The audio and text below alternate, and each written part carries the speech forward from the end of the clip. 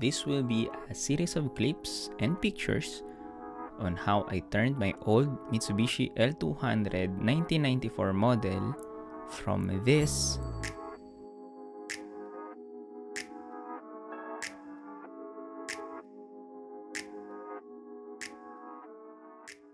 to this.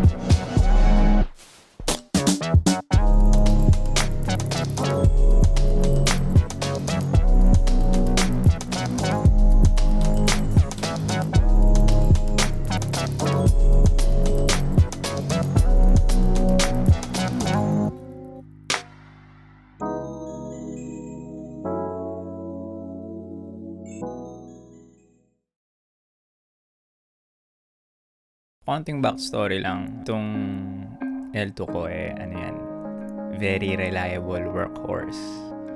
Mula nung nagkalahar, nung nagsira electrical, pinalit yung alternator, nabasag yung salamin. Never akong tinirik niyan. Except, yung mga panahong lumusot yung clutch. So, yun, naisip ko, what about I restore yung lagi ko namang kasama? Imbes na bumili ako ng bagong sasakyan, tingin ko mas satisfying yun.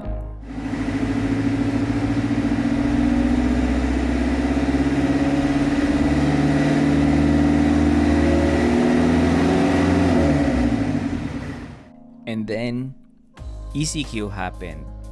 Walang work, so I think this is a perfect opportunity to restore the car because I think aabot talaga siya ng months, and it did. So I just wanted to share you yung process, kung paano nangyari, yung mga problems, and then yung especially expenses.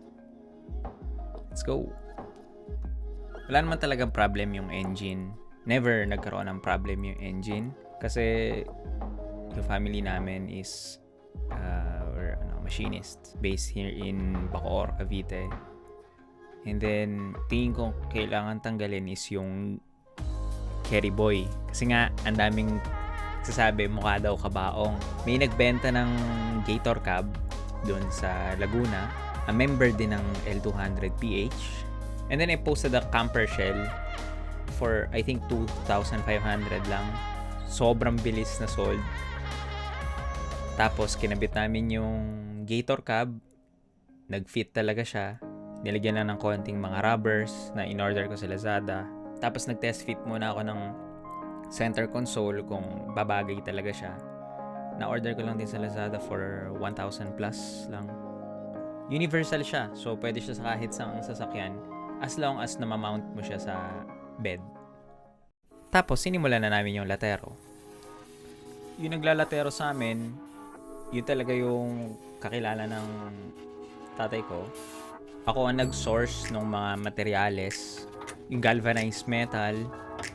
Nakuha lang namin sa junk shop kasi konti lang naman yung kailangan eh. Hindi mismong yero yung nakaumbok. Yung masilya yung inano. tumbok. May mga bagong tastas sa junk shop na binibenta. Mura lang, wala pang 500 data yung tastas ng galvanized metal. Tapos binayaran ko yung naglalatero, si Kuya Junior, ng 3,000 for 2 days.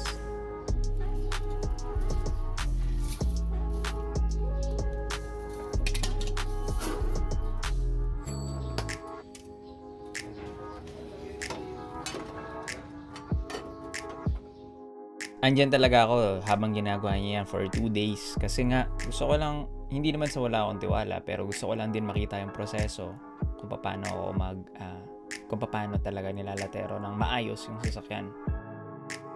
Hindi yung basta masilya lang. Syempre, para videoan ko rin.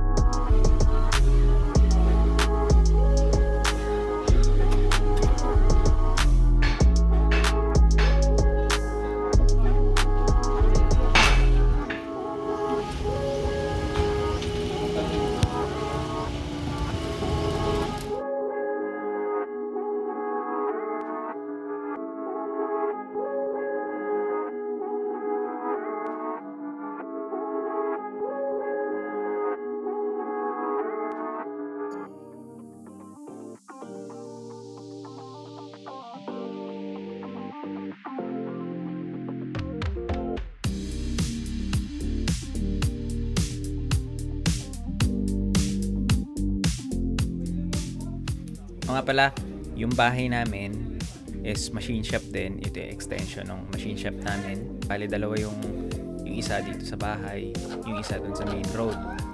Pangalan, Pineda Metal Fabrication Services.